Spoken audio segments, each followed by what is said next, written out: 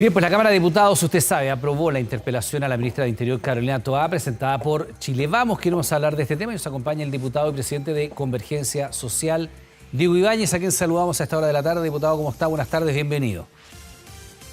Hola, ¿qué tal? Gracias por la invitación. Ahí lo vemos en ruta, diputado. Sí, pero paré aquí pronto a poder conversar. Ya, perfecto. Qué bueno, así para seguridad suya, por supuesto, y para tener esta conversación más tranquilo. 12 puntos son, diputados, los que plantea básicamente la oposición en esta interpelación a la ministra, ¿no? Uno de ellos dice relación con la falta de apoyo a Carabineros, es un tema que se ha insistido bastante desde la oposición, y también, por supuesto, la otra tiene que ver con la famosa RUF, ¿no? Las reglas de uso de la fuerza, y responsabilizarla de no actuar frente al aumento de la criminalidad en nuestro país.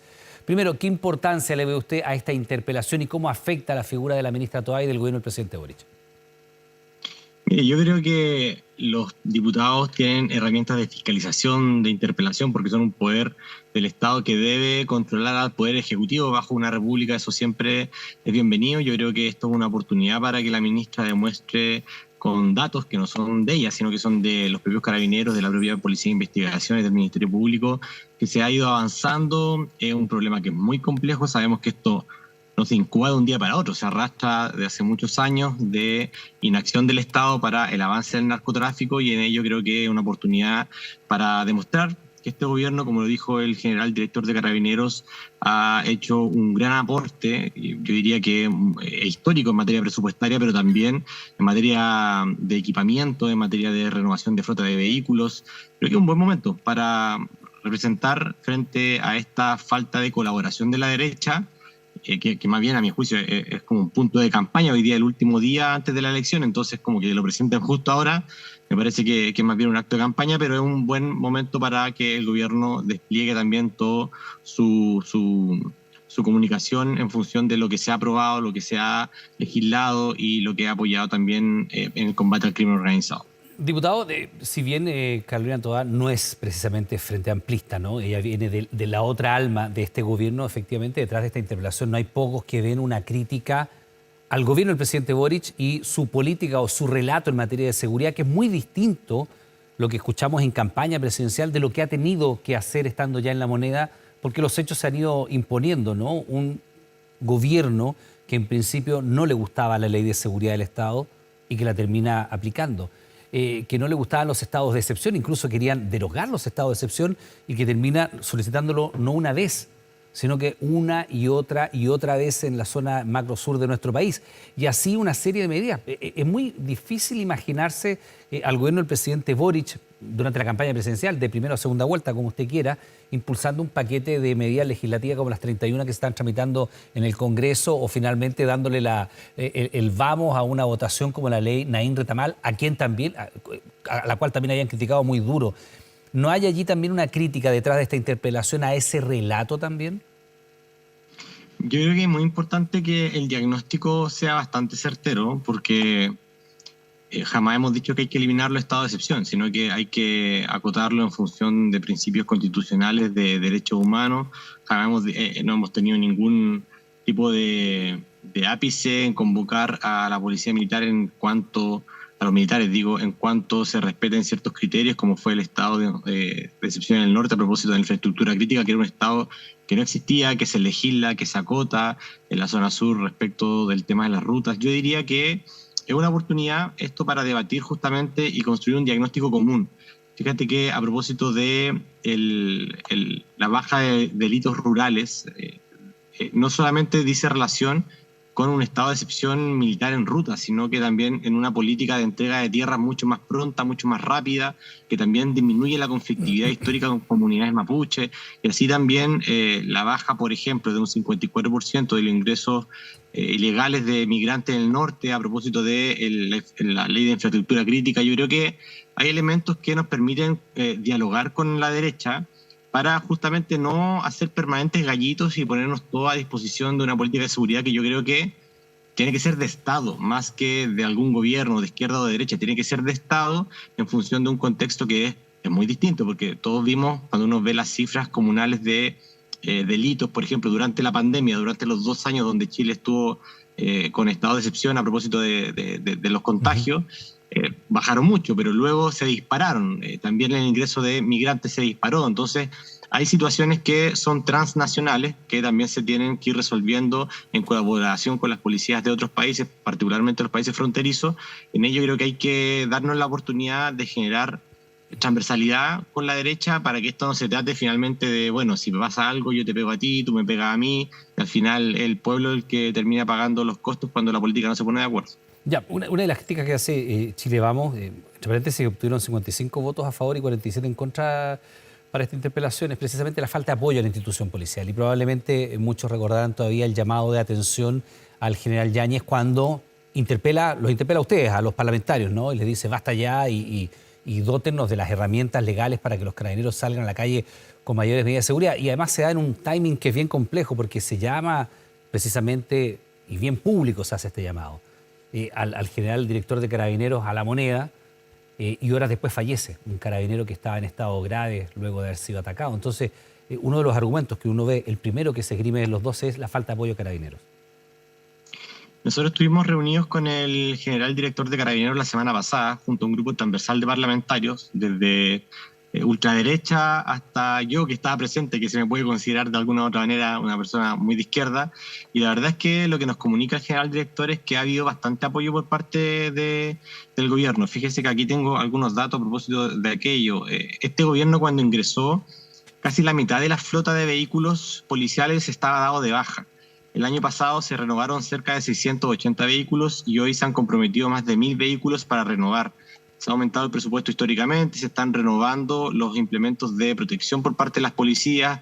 Hablamos de cascos que sean adecuados para las mujeres, de chalecos antibala que te puedan cubrir, por ejemplo, el cuello. Hay varios apoyos, por supuesto que falta mucho todavía por avanzar, pero la presentación de las reglas del uso de la fuerza también ha sido solicitado por los propios carabineros. Entonces yo creo que aquí hay que también ver con datos, con hechos, justamente lo que ha ido ocurriendo, y yo diría que la ministra Toá cuenta con el respaldo también del general director de Carabineros para seguir profundizando esta labor, y por supuesto, incluso los carabineros están a favor de una reforma que también mejore y profesionalice su labor, que les dé, por ejemplo, atención en salud mental, que mejore los sueldos, que mejore las condiciones de salubridad de los propios recintos. Hoy tienes, por ejemplo, en algunas comisarías, fíjate, la comisaría del Belloto, donde sucedió el caso de la sargento Rita Olivares, claro. Ella era parte de la tenencia del Belloto. Es un espacio que al lado de mi casa, es un espacio súper chiquitito donde 10 carabineros tenían que compartir una colación. Entonces, te fijas, la falta de profesionalización también estresa la labor y hace que esto se haga mal. Entonces, cuando uno plantea la reforma Carabineros, también dice relación con los derechos laborales de los funcionarios, que son funcionarios públicos, y que este gobierno está también intentando empujar. Y que ojo, y esto no se trata de pegarle al resto de los gobiernos, pero que nunca antes, en 10 años, se había colocado tanta atención en esto. Sí, pero también nunca antes habían muerto 3 carabineros asesinados en 23 días. Uno podría decir muchas veces nunca antes pasó tal cosa y está pasando ahora. ¿Qué pasa, diputado, ya que estamos hablando de este tema, con la iniciativa de refundar Carabineros? Usted se acordará que ese fue tema de campaña también, ¿no? Como parte de la crítica que se hace desde la derecha, ¿no? De la mirada, o esta ultraderecha, que usted se quiere ponerlo así como usted lo decía, esta mirada que había críticas en la institución policial. Recordemos que incluso se había propuesto eliminar la policía como la conocíamos, tener una policía de carácter civil no militarizada, refundar completamente Carabineros. ¿Qué pasa con esas ideas a la luz de los hechos hoy día? Yo creo que no quita la crítica que se tuvo con las policías a propósito de las violaciones a los derechos humanos, que por cierto el propio expresidente Sebastián Piñera sugiere que hubieron algunas violaciones a los derechos humanos. Y organismos internacionales también. De Human Rights Watch, de Amnistía Internacional, del Alto Comisionado de Naciones Unidas, que sugieren modificar protocolos, que sugieren hacer reformas.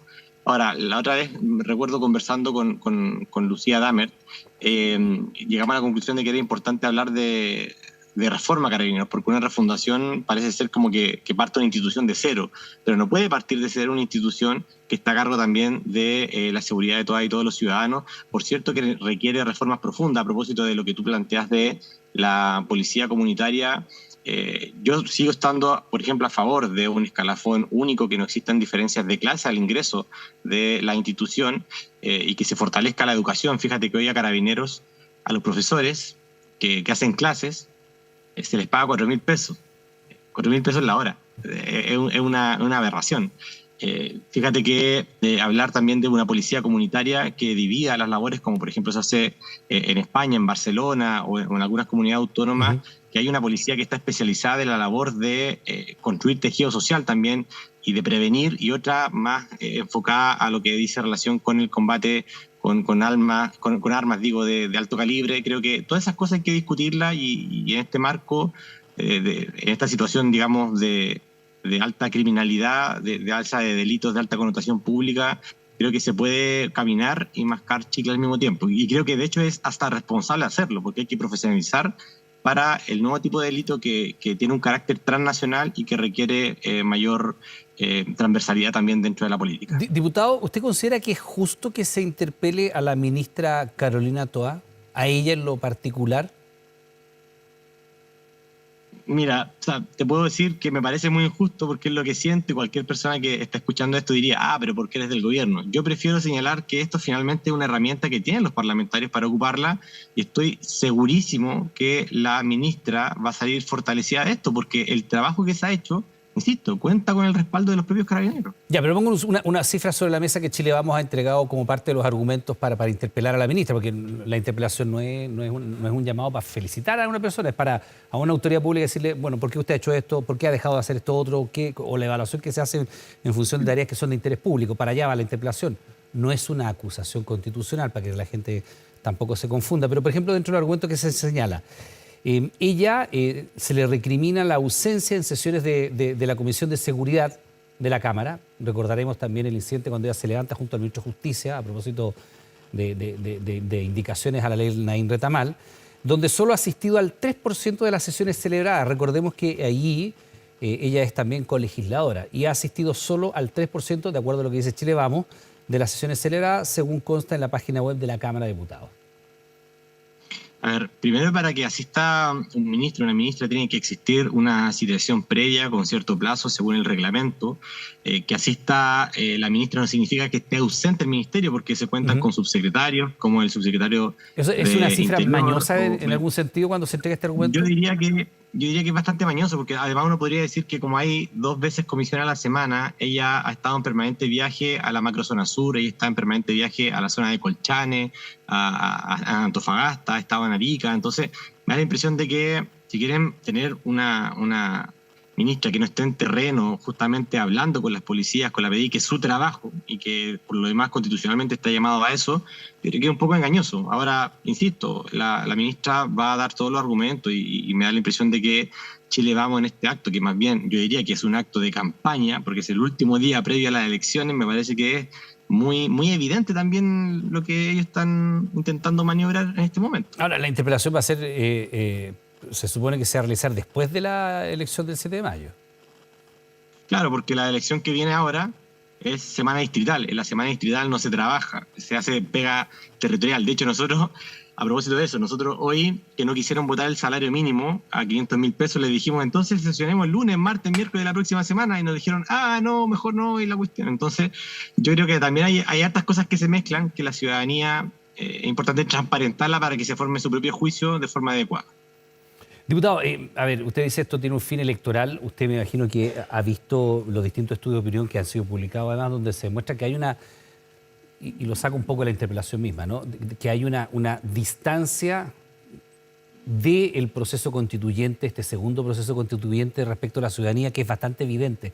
Todos recordaremos la pulsión constituyente que había con el primer proceso, el seguimiento constante de las sesiones, de la salida de los constituyentes, las intervenciones que cada uno de ellos hacía. Y hoy día hay una distancia, un desconocimiento. Hay mucha gente que ni siquiera recuerda quiénes son los candidatos que van en sus respectivos distritos. Y ahí hay un tema que es bien importante. Y si uno ve las campañas, de hecho, una de las listas es Chile Seguro, la de Chile Vamos, Chile Seguro.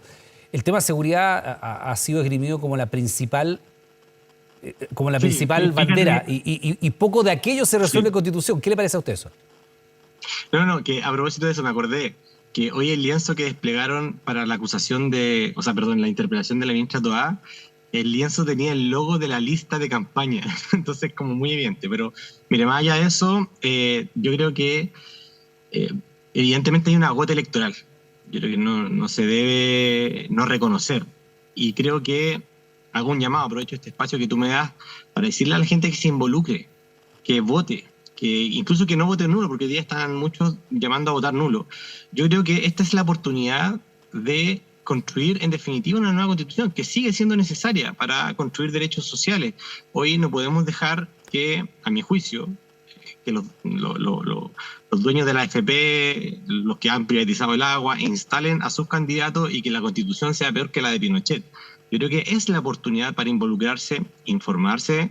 Recuerden que el voto es obligatorio, que es el próximo domingo, ¿no? El subsiguiente, el domingo 7 de mayo, y que es importante involucrarse en política, porque si no, alguien va a decidir por ti y después tú vas a terminar reclamando porque no es lo suficientemente democrático el proceso. Entonces, es un proceso democrático, se eligen 50 personas que van a ser llamadas a proponer un texto que después se va a plebiscitar el 17 de diciembre y para eso está todo el pueblo chileno llamado, independiente de su opinión política, pero a participar, a votar y a informarse también de lo que es el proceso democrático de derecho. ¿Y los dueños de la AFP van de candidato? ¿Los ministros de Pinochet que privatizaron el agua van de candidato? Porque usted dice, los dueños de la AFP y quienes privatizaron el agua van a escribir la Constitución. De hecho, hay Juan Sutil o otros actores validan la existencia de la AFP abiertamente y la defienden como el modelo que debe seguir adelante para Chile. Ya, pero él no es dueño de una AFP, hasta donde yo sé, ni tampoco privatizó el agua. Claro, pero no sé, porque usted dice los dueños de la AFP, los dueños de la AFP van a escribir las constituciones, no tenía idea que iban de candidatos. Es que es muy buena tu pregunta, porque fíjate que los negocios están financiados en gran parte por los ahorros previsionales de todas y todos los chilenos. Si uno se fija en el financiamiento de las campañas políticas, de hecho vamos prontamente a sacar un informe sobre aquello, muchos son accionistas de Falabella o de grandes holdings donde invierte las AFP y evidentemente ellos también el día de hoy, cuando discutimos la reforma previsional, esos mismos sectores políticos son los que se oponen a la reforma previsional del presidente Boric, que plantea que las AFP salgan de la administración de los fondos previsionales. Entonces, hasta donde sabemos ahora, una de las campañas que ha recibido más aportes privados es la de Jaime Rainet, que fue ministro del agua, no menos que aquello, solo para tenerlo como antecedente. Y lo otro, usted dice que finalmente las AFP están financiando campañas. Eso es lo que está diciendo, porque cuando uno entiende que la ironía suya, los dueños de la AFP, usted dice los dueños de la AFP van a escribir la Constitución y los que privatizaron el agua van a escribir la Constitución, uno entiende que evidentemente de partida quienes privatizaron el agua ya no están en este mundo, no murieron muchos de ellos, exministros de Pinochet. Y por otra parte, los dueños de la AFP puede que estén financiando alguna campaña como particulares, pero no creo que como empresa la AFP, a menos que usted tenga datos que nos quiera poner sobre la mesa. Por supuesto, porque es ilegal. Por eso le estoy diciendo, a menos que usted tenga algún antecedente parecido. No, porque usted como usted es autoridad fiscalizadora, a lo mejor tiene un dato que nos quiera compartir, de lo contrario es disparar a la andada, pues, diputado. Por eso, porque los dueños que son accionistas de las grandes empresas que son financiadas por las AFP o grandes empresas agrícolas que tienen los derechos sobre otorgados de agua, son los que están financiando campañas, y eso es evidente. Es aquí y en la que aquí también ha pasado con el antiguo Parlamento. Entonces, aquí la información a propósito de Juan Sutil, que por lo demás también ha pasado un par de millones de pesos a algunos parlamentarios de Chile Vamos, que después las comisiones votan a favor de la AFP o votan en contra de la democratización del derecho al agua, son cuestiones que existen, que son históricas y que hoy también están operando en este proceso de elección de la nueva Constitución. Entonces la invitación es a la gente a informarse y a poder elegir con conciencia las propuestas de los candidatos para este 7 de mayo y que el día de mañana no se convierta esto en un bolsón de quienes quieren privatizar los derechos de la gente. Diputado, le vamos a leer la de los dueños de la AFP como una ironía y como efectivamente, como decir, los grandes empresarios están detrás de este tipo de ideas. Pero acá usted acaba de decir que Juan Sutil le pasó un par de millones a parlamentarios para que votaran de una determinada manera. Eso se llama cohecho. ¿O no? Mira, Juan disculpe. El último caso. Es que no, pero espérese un poco. El último caso conocido por los tribunales de parlamentarios que votaban indicaciones de la ley de pesca terminó Corpis. con, disculpe, Está terminó condenado. con autoridades siendo formalizadas. De hecho, es un juicio de los más largos. Pero fíjate, Con una ley. Iván, Espérese, y que cuando usted tú está tienes dando un una- nombre. Es que ¿sabe lo que pasa? Es que después Juan Sutil.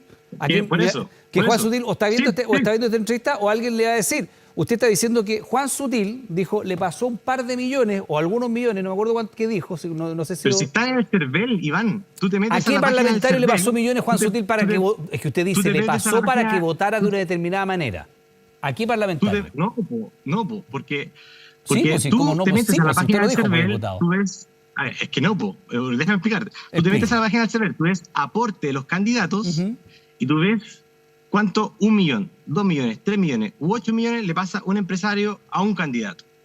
Y ese empresario defiende una posición política que, y esto es como la teoría de la conspiración, luego el parlamentario vota de una manera en la Comisión de Trabajo, en la Comisión de Hacienda en contra de la reforma tributaria, que es misteriosamente la posición que el financista tenía.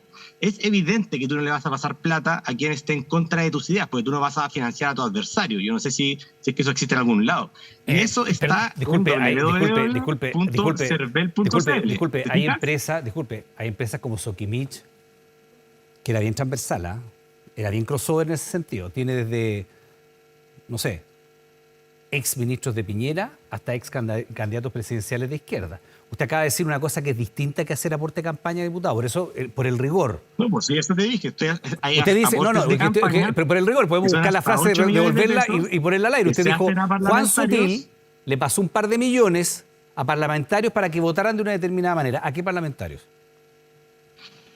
Mira, tengo la lista, es o a Coloma, a Chalper o a Alessandri. De hecho, Alessandri fue el que más gastó, creo que 200 millones de pesos recibió de aportes. De hecho, Chile Vamos, junto a republicanos, Coloma, Chalper y Alessandri. de los aportes. Coloma, Chalper y Alessandri son diputados que recibieron platas de Sutil para que votara de una determinada manera. Eso lo está diciendo usted, no lo estoy diciendo yo. Pero mira el argumento que estás construyendo. Yo lo que estoy diciendo Diputado, no me saque las castañas con la mano del gato. Acá usted dijo bien clarito.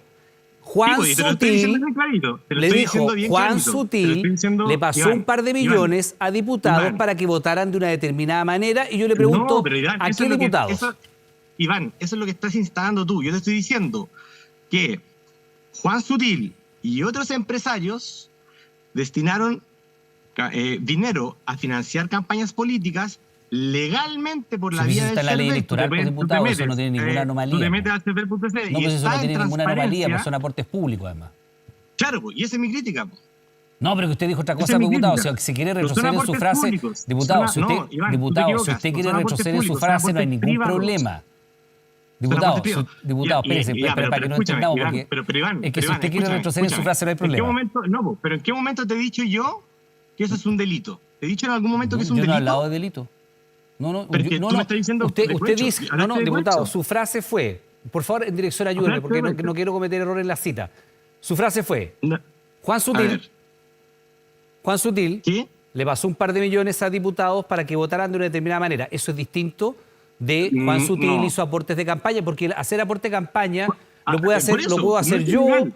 Lo puede hacer, cualquier persona. Puede depositar desde 1.000 pesos hasta 8 millones de Lógico, y pesos. eso es público, está en la ley electoral, no hay ningún inconveniente con eso. Y yo no he dicho que eso sea un delito. Lo que he dicho yo que hay tampoco le estoy diciendo que usted haya dicho que es un financiamiento delito. de empresarios como personas naturales a las campañas y que después misteriosamente votan como esos empresarios quieren, como por ejemplo en contra de la reforma tributaria y a favor de mantener la AFP en la reforma previsional. Ese es todo el asunto. Y eso es justamente lo que la gente se debe informar para saber cuáles son los intereses que están detrás de las campañas. Jamás te he dicho que eso sea un delito. De hecho, es muy legal. Y yo presenté una reforma justamente para bajar los montos, que todavía está durmiendo en el Congreso, lamentablemente. Ya, pero la frase suya está ahí, diputado, para el archivo.